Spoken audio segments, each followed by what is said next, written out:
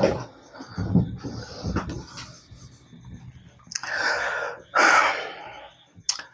बच्चों।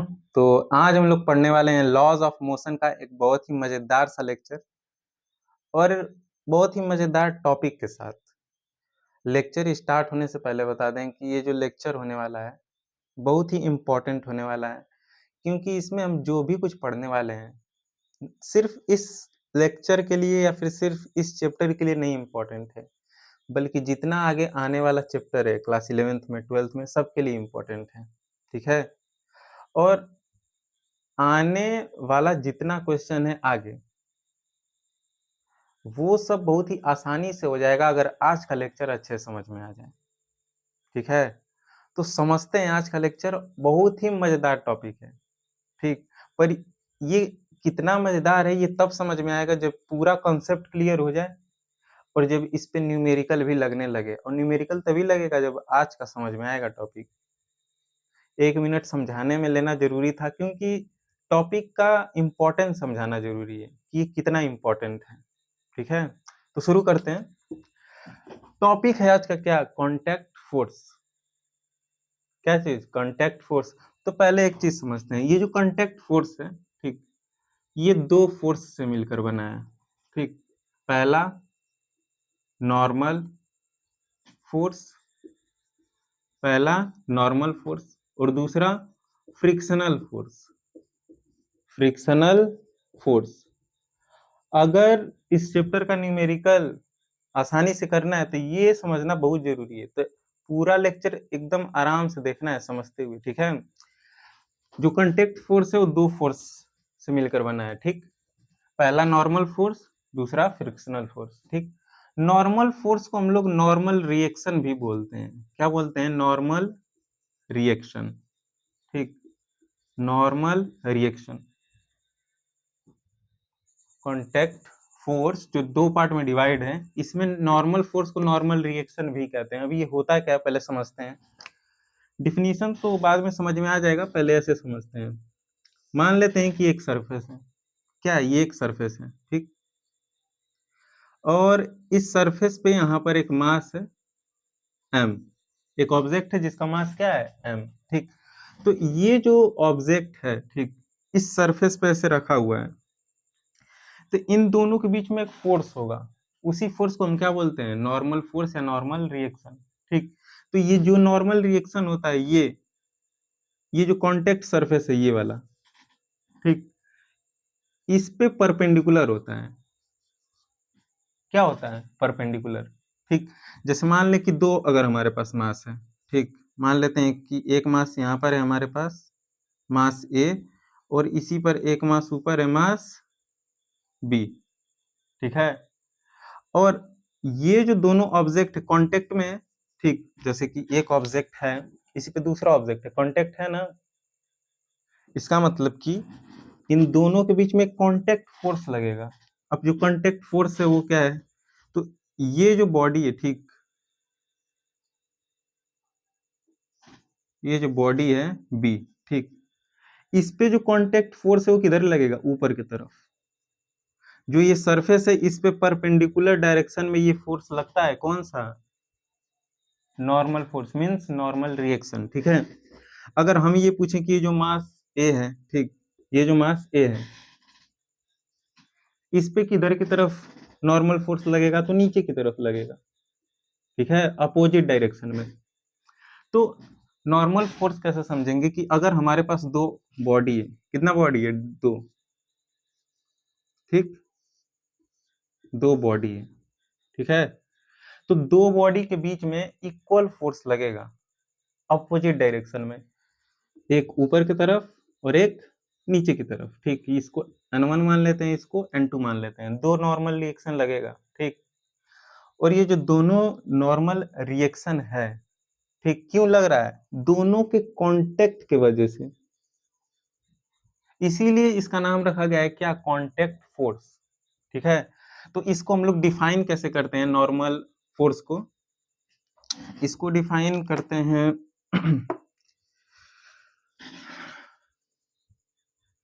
Definition wise पहले समझते हैं कि if two body are in contact then both exert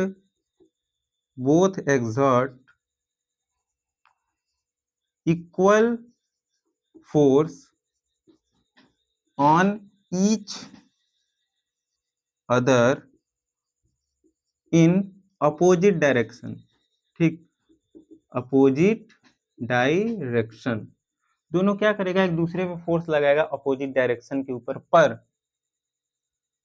ठीक, यहीं पे कंडीशन अराइज होता है, क्या कंडीशन क्या है वो लिख रहे हैं कि इफ, क्या चीज, if surface is frictionless, surface is frictionless, surface क्या हो, फ्रिक्शनलेस हो, ये जो सरफेस है ये क्या हो, फ्रिक्शनलेस है। ठीक, if surface is frictionless then the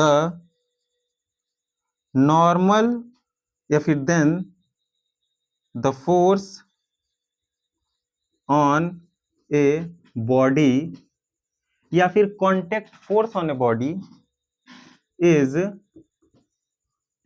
perpendicular to, अब ये परपेंडिकुलर किस पे होगा, तो इस सरफेस पर होगा, इज परपेंडिकुलर टू सरफेस, या फिर इसी को हम बोल सकते हैं क्या, कॉन्टेक्ट सरफेस। ठीक, कॉमा नोन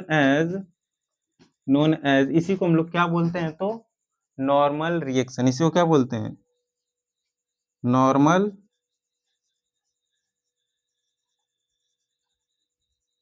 रिएक्शन, इसी को क्या बोलते हैं, नॉर्मल रिएक्शन। ठीक, तो आई थिंक ये समझ में आ गया होगा क्या है, ये कहना ये चाह रहा है कि अगर यहाँ पर एक सरफेस है, क्या है सरफेस, और यहाँ पर एक ऑब्जेक्ट है, तो इस पे एक ऊपर की तरफ फोर्स लगेगा, इस बॉडी पे जिसका मास m है, ऊपर की तरफ।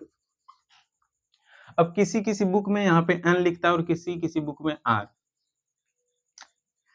नाम क्या है, नॉर्मल रिएक्शन, तो कोई n लिख देता है, नॉर्मल रिएक्शन का कोई n लिख देता है। ठीक, कोई नॉर्मल रिएक्शन को r से इंडिकेट करता है, तो वेरिएबल है, चाहे n से इंडिकेट करें चाहे r से। ठीक है, तो आई थिंक ये समझ में आ गया होगा। ठीक, तो ऐसे ही फ्रिक्शनल फोर्स को समझते हैं, क्या है फ्रिक्शनल फोर्स। मान लेते हैं कि हमारे पास यहाँ पर एक सरफेस है, यहाँ पर एक मास है, ठीक, और यहाँ पे एक दूसरा मास है, मान लेते हैं ये A है और ये B है। ठीक, तो ये दोनों अगेन कांटेक्ट में। ठीक, मान लेते हैं कि ये जो बॉडी है, ठीक, ये वाला, इसको हम इधर की तरफ F1 फोर्स से खींच रहे हैं, क्या कर रहे हैं, F1 फोर्स से खींच रहे हैं।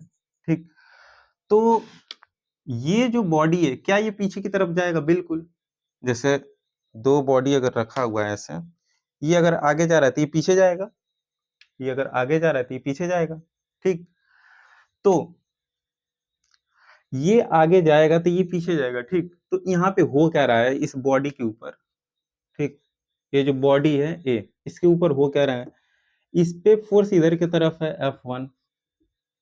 ठीक, तो इस पे पीछे की तरफ एक फ्रिक्शन लगेगा जो इस कांटेक्ट के वजह से आ रहा है। जैसे ऐसे हम लोग इमेजिन करें कि अगर एक सरफेस है, ठीक, सरफेस है, और इसको हम इधर की तरफ खींच रहे हैं। ठीक, तो ये चूंकि कांटेक्ट में है, अगर ये रफ सरफेस रहेगा तो ये आगे नहीं जाएगा, ठीक, ये पीछे की तरफ खींचेगा। ठीक है, तो मान लेते हैं ये बहुत प्लेन सरफेस है, तो इससे बहुत स्मूथली आगे मेरा हैंड चला जाएगा। ठीक, पर अगर ये रफ सरफेस होता तो रुक जाता, ये आगे तो जाता नहीं। तो रुक क्यों रहा है, कांटेक्ट की वजह से। जब सरफेस कांटेक्ट है तो आगे कैसे बढ़ेगा, है कि नहीं। तो ये जो फ्रिक्शन है, ये क्या है, फ्रिक्शनल फोर्स। ठीक, ये आ जाता है क्यों, कांटेक्ट की वजह से। अब ये आगे जाएगा तो ये चाहेगा कि पीछे जाए, और पीछे जाएगा तो इस पे फ्रिक्शनल फोर्स लगेगा, किस पे, बॉडी ए पे। ठीक है, तो अब हो क्या रहा है कि अगर इस पे इधर की तरफ फोर्स लग रहा है तो बॉडी बी पर क्या होगा, इस पे F1 फोर्स लग रहा है, तो अगर मान लो कि इस पे F2 फोर्स लगेगा इधर की तरफ बी वाले पे, ठीक, तो ये इधर जा रहा है, पर ये इधर जा रहा है तो ये इधर जाना चाहेगा, ठीक। मान लेते हैं कि यहाँ पर एक बॉडी रखा हुआ है, अगर ये इधर आएगा तो ये बॉडी इधर जाएगा, जैसे इसको इधर हम खींचे तो ये बॉडी तो यहीं पे रुका है ना, इनर्शिया वाला कॉन्सेप्ट, ठीक। इनर्शिया मतलब ये रेस्ट में है तो रेस्ट ही में रहना चाहेगा, वो उसी पोजीशन पे। अब ये बॉडी चूंकि आगे आ रहा है, ये बॉडी कहाँ आ रहा है, आगे, तो ये चाहेगा कि हम उधर ही रहें, ठीक। तो ये चाह रहा है उधर जाए और हम ये चाह रहा है इधर आए, तो दोनों के बीच में क्या लगेगा, एक फ्रिक्शन इधर की तरफ। ये इधर आना चाह रहा है पर उधर की तरफ फ्रिक्शन लग रहा है, किसकी वजह से, ए की वजह से, कॉन्टेक्ट सरफेस की वजह से, ठीक। तो ये क्या है, फ्रिक्शनल फोर्स है। बाय डिफिनीशन इसको देखते हैं,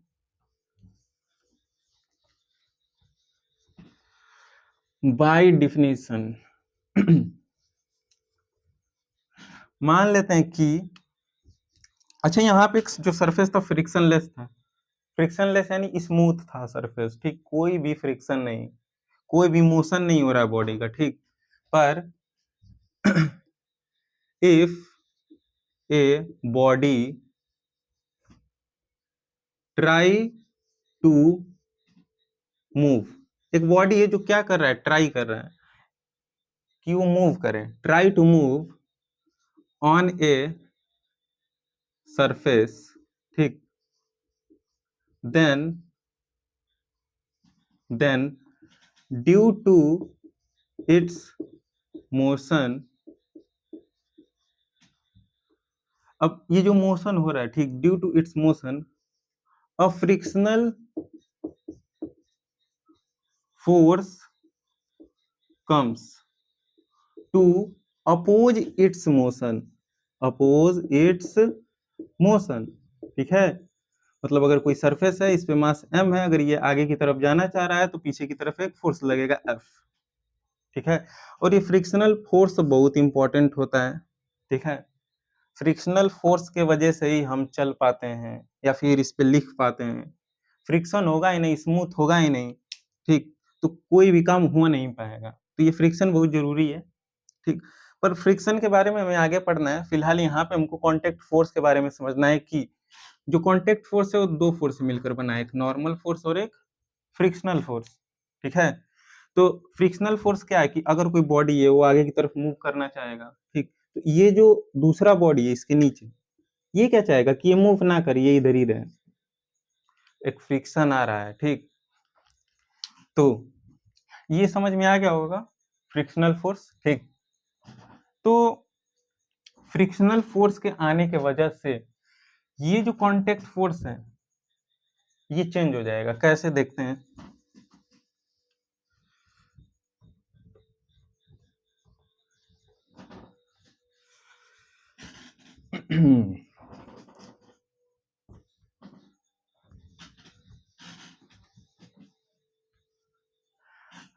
वैसे इस लेक्चर में जो भी कुछ हम लोग समझने वाले हैं बहुत ही ज्यादा इंपॉर्टेंट है, ठीक, एक एक चीज, ठीक, एक एक चीज इसका इंपॉर्टेंट है। तो मान लेते हैं कि यहाँ पर क्या है, कोई बॉडी है, ठीक,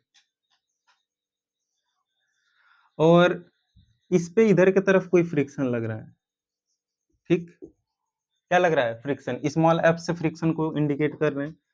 और मान लेते हैं कि इस पे एक नॉर्मल रिएक्शन लग रहा है ऊपर की तरफ, एन, क्या लग रहा है, एन, ठीक, ऊपर की तरफ नॉर्मल रिएक्शन क्या लग रहा है, एन।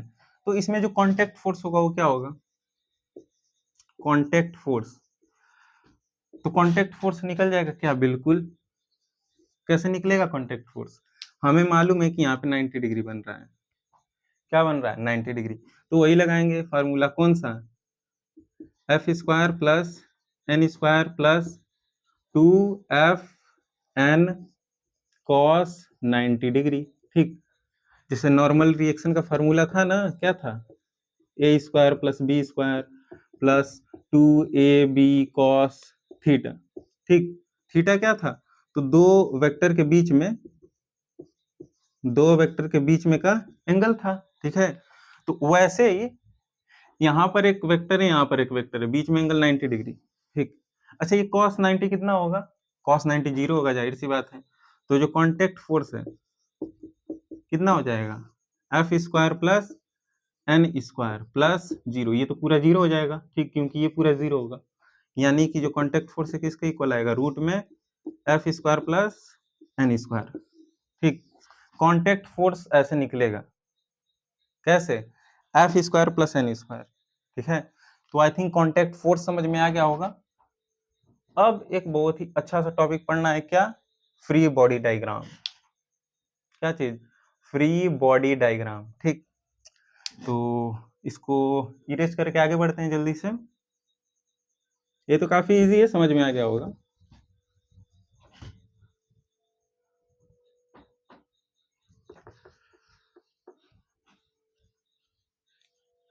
तो फ्री बॉडी डायग्राम हद से ज्यादा इंपॉर्टेंट है, ठीक है। और इसका इंतजार हम कर रहे थे कि ये जल्दी से आए, ठीक, क्योंकि इसके बिना आगे का क्वेश्चन ही नहीं लग पाएगा, ठीक ना। हम डिफरेंट टाइप के न्यूमेरिकल्स को सॉल्व कर सकते हैं, वो भी फोर्स से रिलेटेड, ठीक है।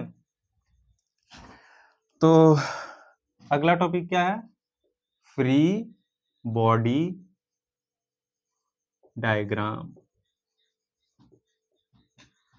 इसका इंपॉर्टेंस न्यूमेरिकल सॉल्व करते हुए समझ में आता है, ठीक है। तो न्यूमेरिकल हम लोग आगे करेंगे, पहले हम लोग उसका थ्योरी समझ जाए अच्छे से, बहुत जरूरी है। तो फ्री बॉडी डायग्राम क्या है, तो मान लेते हैं कि यहाँ पर क्या है, एक ऑब्जेक्ट है, ठीक, क्या है, ऑब्जेक्ट, ठीक। अब इस पे जो है वो नॉर्मल रिएक्शन किधर लग रहा होगा, ऊपर की तरफ, तो इसको एन से इंडिकेट करते हैं, किससे, एन से। मान लेते हैं कि इस पे इधर की तरफ फोर्स लग रहा है एफ, ठीक, कैपिटल फोर्स इधर, मतलब कैपिटल एफ, इधर क्या लग रहा है, फोर्स। तो इधर की तरफ मान लेते हैं कि एक फ्रिक्शन लगेगा, स्मॉल एफ, ठीक। और इस बॉडी का कुछ मास होगा, बिल्कुल मास होगा, तो नीचे की तरफ फोर्स लगेगा, क्या, एम जी। अगर इसका मास एम है तो इसका वेट कितना होगा, एम इंटू जी होगा, ठीक। ये क्या है, वेट के इक्वल आता है, ठीक। किसी किसी बुक में इसको कैसे लिखता है, डब्लू, डब्लू किसके इक्वल होगा, वेट, एम जी के। तो ये क्या है, फ्री बॉडी डायग्राम है, ठीक। जैसे कि दुनिया का कोई भी बॉडी हो, दुनिया क्या हो, कोई भी बॉडी, ठीक, जैसे मान लेते हैं यहाँ पर एक बॉडी है, तो ये जो बॉडी है छोटे छोटे पार्टिकल से मिलकर बना हुआ है, ठीक, छोटे छोटे पार्टिकल से मिलकर बना हुआ है, ठीक। तो इसमें जो छोटे छोटे पार्टिकल्स हैं, हम सब के बारे में स्टडी नहीं करते हैं, ओवरऑल सब का क्या करते हैं, एक फ्री बॉडी बनाते हैं, ठीक, यहाँ पर ऐसे। और इस बॉडी पे जितना भी फोर्स लगना है, ठीक, इसको हम लोग डिस्क्राइब करते हैं, जैसे नॉर्मल रिएक्शन ऊपर की तरफ, वेट जो है नीचे की तरफ, फोर्स जो है इधर की तरफ, फ्रिक्शनल फोर्स जो है इधर की तरफ। तो ये क्या है, ये है फ्री बॉडी डायग्राम, मतलब एक ऐसा डायग्राम जिसमें हम बॉडी पे लगने वाले हर एक फोर्स को दिखाते हैं, ठीक है। अब ये फोर्स जरूरी नहीं कि इसी टाइप का हो, किसी एंगल पे भी हो सकता है, हमको वही पढ़ना है अब, कि अगर किसी एंगल पे फोर्स लगाएंगे तो उसको हम लोग कैसे सॉल्व करेंगे, ठीक है। तो आई थिंक ये समझ में आ गया होगा। ऐसे ही एक और देखते हैं, जैसे ये तो पहला हो गया, दूसरा जैसे मान लेते हैं कि यहाँ पर एक पुली है, ठीक, क्या है, पुली, ऐसा, इधर एक मास बंधा हुआ है m1, और इधर एक मास बंधा हुआ है, क्या, m2, ठीक है। और ये क्या है, तो स्ट्रिंग है, क्या है, स्ट्रिंग, मतलब कोई मान लेते हैं कोई रस्सी है, ठीक है। और ये क्या है, पुली है, ठीक। तो ये जो मास है इसका फ्री बॉडी डायग्राम बनाना है, किसका, m2 का, m1 का भी बनाना है, तो m1 का हम इधर बना रहे हैं फ्री बॉडी डायग्राम, ठीक, m1। तो ये जो मास है इस पे नीचे की तरफ फोर्स कितना लगेगा, जितना इसका वेट होगा ना। तो नीचे कितना इसका वेट होगा, mg, mass into acceleration due to gravity. अच्छा, ऊपर की तरफ कितना फोर्स होगा, तो हमको एक चीज़ मालूम है कि ये रस्सी से बंधा हुआ है। किससे बंधा है? रस्सी से। अच्छा, जो यहाँ पे हम लिखने जा रहे हैं अच्छे से समझना है, क्योंकि आगे जितना क्वेश्चन आएगा ऐसे ही हम लोग लिख के सॉल्व करेंगे, ठीक? तो इसका मास मान लेते हैं m है और एक रस्सी से बंधा है, तो ऊपर की तरफ भी एक फोर्स लग रहा होगा। मान लेते हैं ये T है। क्या है T? T मतलब टेंशन, ठीक? ये पढ़ने वाला टेंशन नहीं है या फिर किसी काम-वाम का टेंशन, ठीक है? ये जो टेंशन है इस रस्सी का टेंशन है। अब ये टेंशन नाम क्यों आया? जैसे मान लेते हैं ये रस्सी है, इस पे कुछ मास है नीचे की तरफ, तो ये नीचे की तरफ जाना चाहेगा, बहुत भारी मास है नीचे की तरफ, तो इस वाले रस्सी पे टेंशन आ गया। अब हमको नीचे जाना पड़ रहा है। क्या जाना पड़ रहा है? नीचे जाना पड़ रहा है। तो ये नीचे नहीं जाना चाहेगा, तो इस पे ऊपर की तरफ फ़ोर्स लगेगा। ये चाहेगा कि हम ऊपर के तरफ ही रहें, ठीक? तो ये ऊपर के तरफ एक तनाव आएगा, उसी को हम लोग टेंशन बोलते हैं T, ठीक है? तो ऊपर की तरफ जो एक फ़ोर्स होगा उसको हम लोग T से लिखेंगे। यहाँ चाहें तो F भी दिखा सकते हैं, ठीक? पर मोस्ट ऑफ द बुक में टेंशन ही लिखता है। टेंशन मीन्स T, जो ऊपर लगने वाला फ़ोर्स है, ठीक? वैसे ही जो M2 है, इस पे भी ज़ाहिर-सी बात है नीचे की तरफ फ़ोर्स कितना लगेगा? बहुत ईज़ी है, कितना? mg। कितना लगेगा? mg, ठीक? और ऊपर की तरफ टेंशन T। अच्छा, ये दोनों टेंशन सेम होगा, क्यों? क्योंकि ये दोनों एक ही रस्सी से कनेक्टेड है। जितना इस पे ऊपर की तरफ तनाव आएगा, इस पे भी उसी पे तनाव आएगा, ठीक? इस वाले पे भी उसी तरह तनाव आएगा, ठीक? उतना ही। ये T है तो ये भी T होगा, ठीक है? तो ये है फ्री बॉडी डायग्राम इसका और इसका। अच्छा, अभी समझ में नहीं आ रहा होगा कि फ्री बॉडी डायग्राम हम बना क्यों रहे हैं, ठीक? नहीं समझ में आ रहा होगा, ठीक? पर ये समझ में तब आएगा जब हम लोग न्यूमेरिकल सॉल्व करेंगे, ठीक है? पर उससे पहले हमें ये बनाने तो आना चाहिए, ठीक? तो हम लोग हर एक केस के बारे में स्टडी करने वाले हैं, ठीक? तो ये 2 हो गया, तीसरा देखते हैं। नोट्स अच्छे से बनाना है इसका, फ्री बॉडी डायग्राम का। क्योंकि फ्री बॉडी डायग्राम बहुत ज़रूरी है। हो गया? हो ही गया होगा।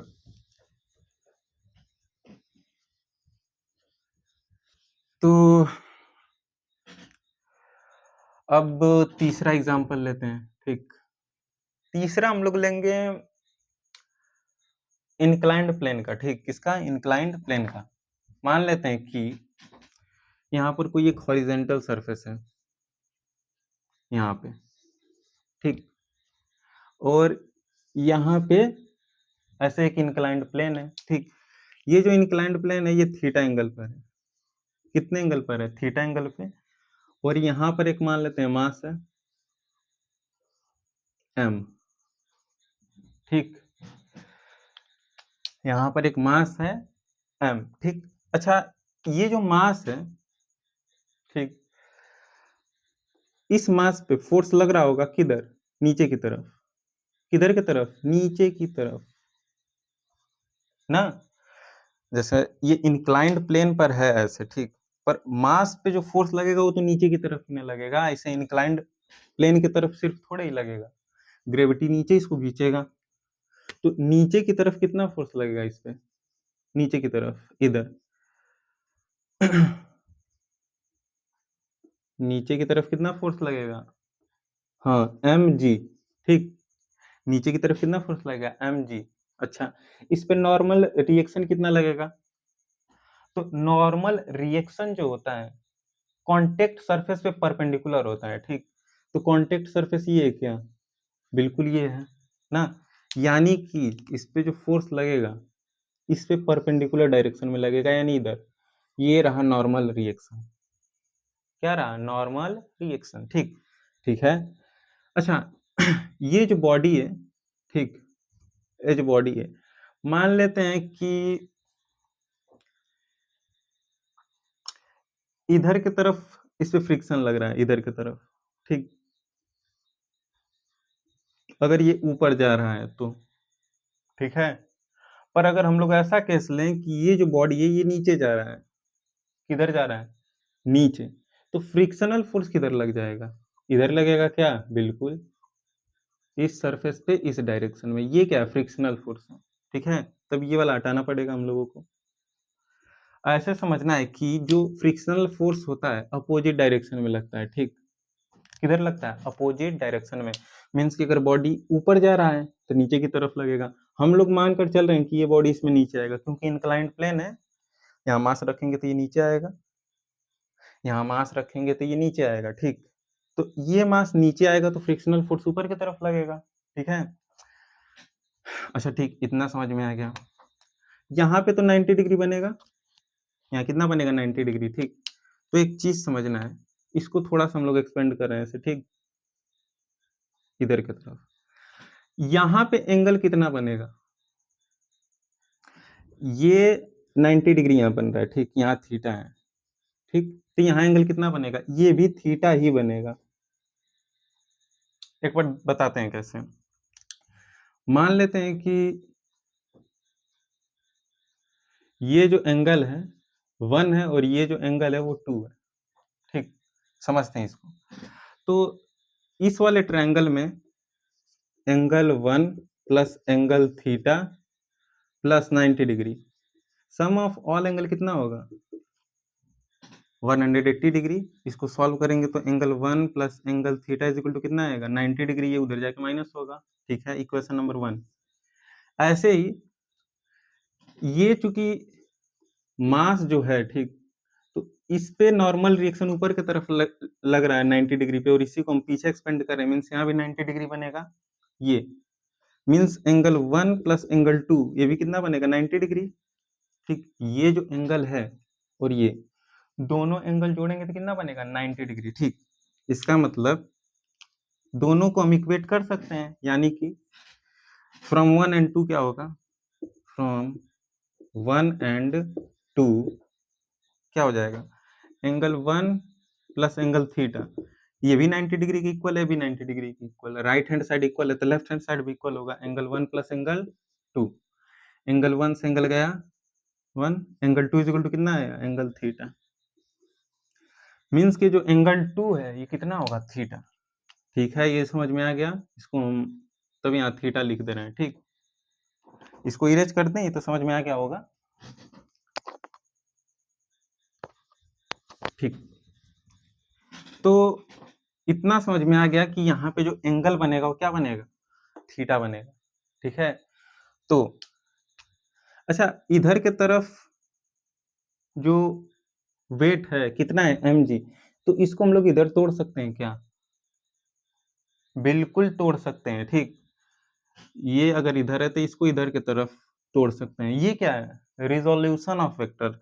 याद होगा कि अगर इधर हम कोई फोर्स लगा रहे हैं, ठीक, थीटा एंगल पे, ठीक, तो इधर की तरफ फोर्स कितना होगा? एफ कॉस थीटा, और इधर की तरफ कितना होगा? एफ साइन थीटा, ठीक। जैसे प्रोजेक्टाइल मोशन में हम लोगों ने पढ़ा है कि ये कोई सरफेस है, इधर से हम v स्पीड से किसी को थ्रो कर रहे हैं, ठीक है, u स्पीड से एट एन एंगल थीटा।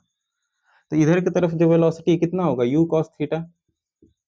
जिधर की तरफ एंगल बन रहा है और इसके परपेंडिकुलर डायरेक्शन में कितना होगा? u sin थीटा, ठीक। सेम कंसेप्ट हम यहाँ अप्लाई करेंगे, ठीक है। तो देखते हैं। तो ये इधर mg है तो इधर कितना होगा? mg cos theta. समझ में आ गया होगा जो इधर की तरफ लाइन दिख रहा है, ठीक। अच्छा, इधर mg cos थीटा है तो इसके परपेंडिकुलर डायरेक्शन में, ये परपेंडिकुलर है इस डायरेक्शन में, इधर कितना फोर्स होगा? मतलब वेट mg sin थीटा, ठीक है। तो ये क्या है? फ्री बॉडी डायग्राम है, ठीक, इस बॉडी का। तो आई थिंक इसका भी फ्री बॉडी डायग्राम समझ में आ गया होगा, ठीक है।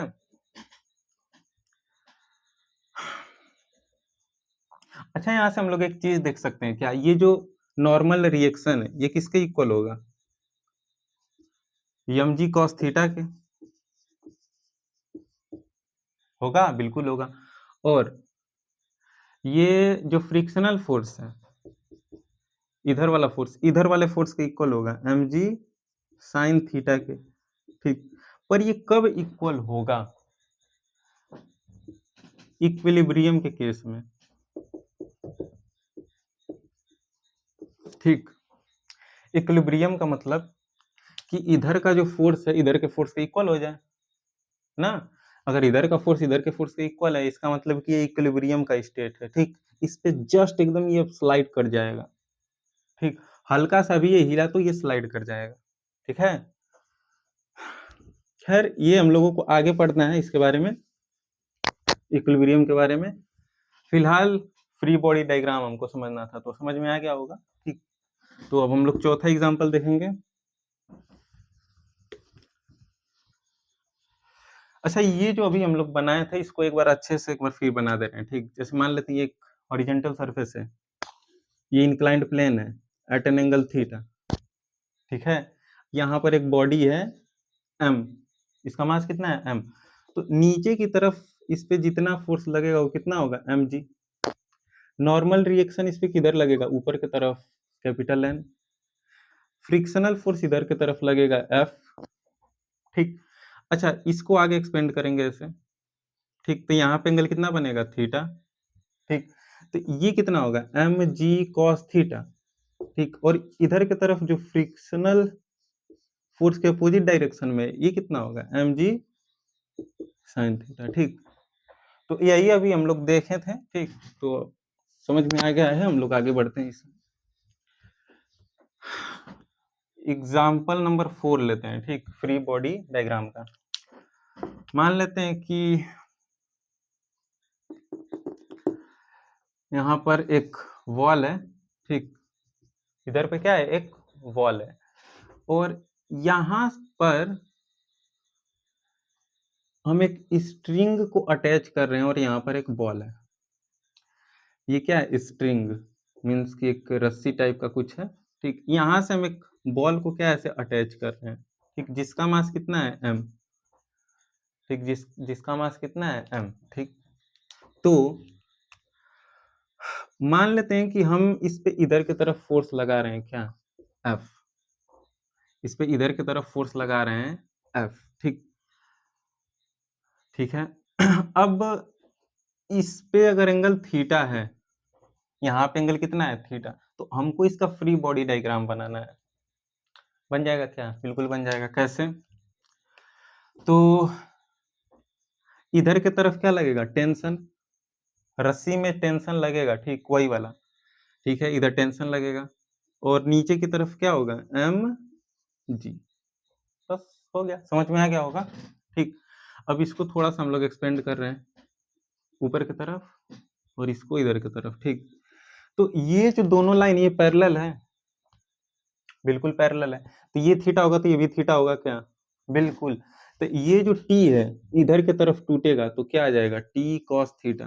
ठीक, और इसके अपोजिट डायरेक्शन में टूटेगा, मतलब इसके परपेंडिकुलर डायरेक्शन में, तो ये जो लेंथ है ये कितना होगा टी साइन थीटा। तो ये फ्री बॉडी डायग्राम है किसका, इसका।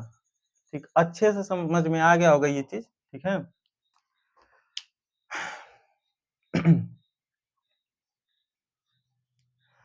तो ये जो फ्री बॉडी डायग्राम है, ठीक, ये बनाने आना चाहिए। ठीक एक और एग्जांपल देकर दिखाते हैं कैसे फ्री बॉडी डायग्राम को हम लोग बनाते हैं। ठीक,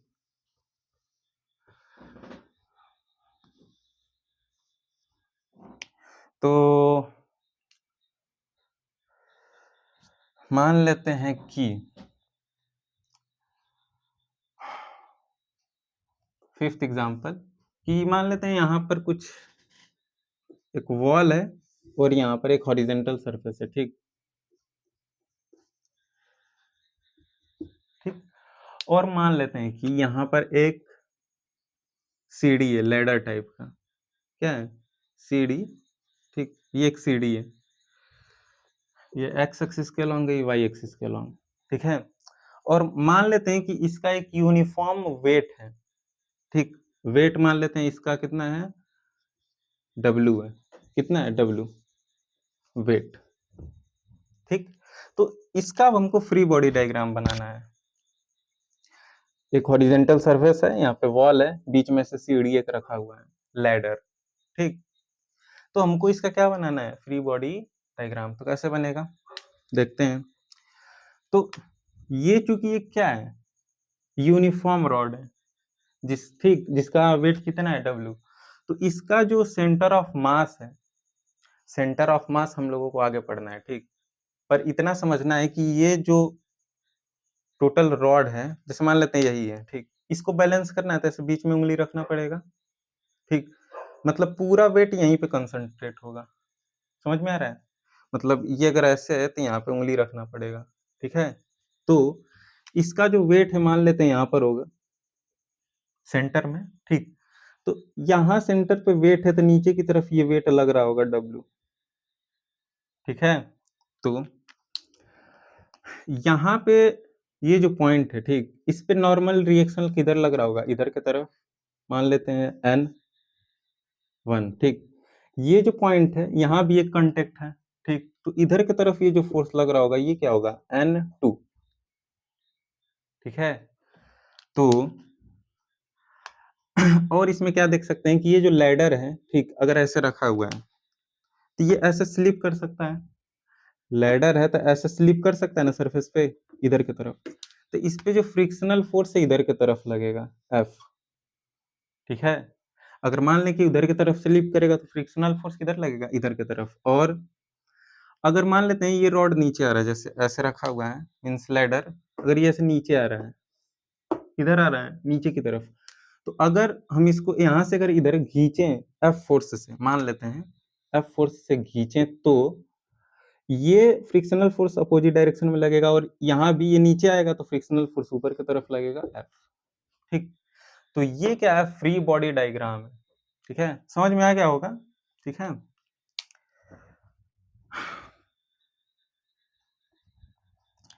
ठीक है, समझ में आ गया होगा।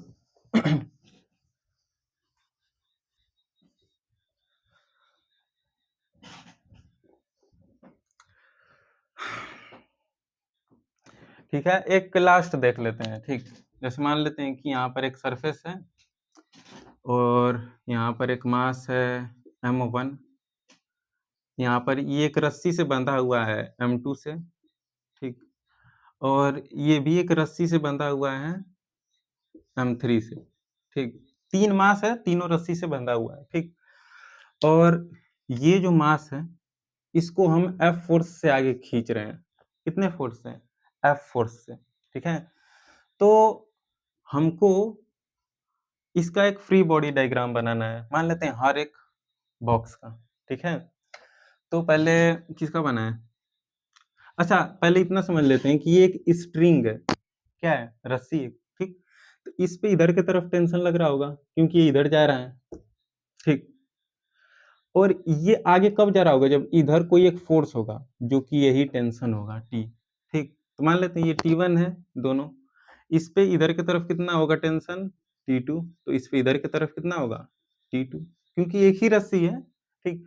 तो टेंशन ये वाला और ये वाला दोनों क्या होगा, सेम होगा, ठीक है। ठीक है, तो ये समझ में आ गया होगा, इसमें नॉर्मल रिएक्शन ऊपर लगेगा, इस पे भी ऊपर लगेगा, ठीक है, इस पे भी ऊपर लगेगा। फ्रिक्शनल फोर्स इसमें इधर लगेगा, इसमें इधर, इसमें इधर, क्योंकि पूरा बॉडी कहाँ जा रहा है, आगे जा रहा है, ठीक है।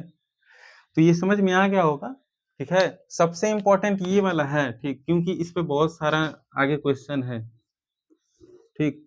बहुत सारा क्वेश्चन इसमें मिलेगा कि एक इंक्लाइंड प्लेन है एट एन एंगल थीटा, यहाँ पे मास m रखा हुआ है, ठीक। तो इसका फ्री बॉडी डायग्राम बनाने आना चाहिए, ठीक।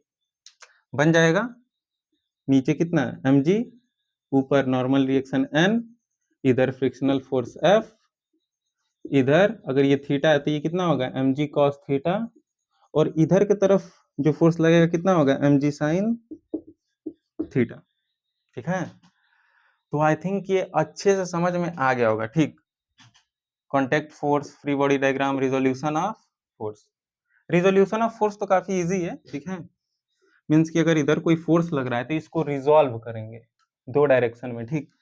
तो अगर ये F है, इधर थीटा है, तो ये कितना होगा F cos थीटा, और ये F sin थीटा, ठीक है।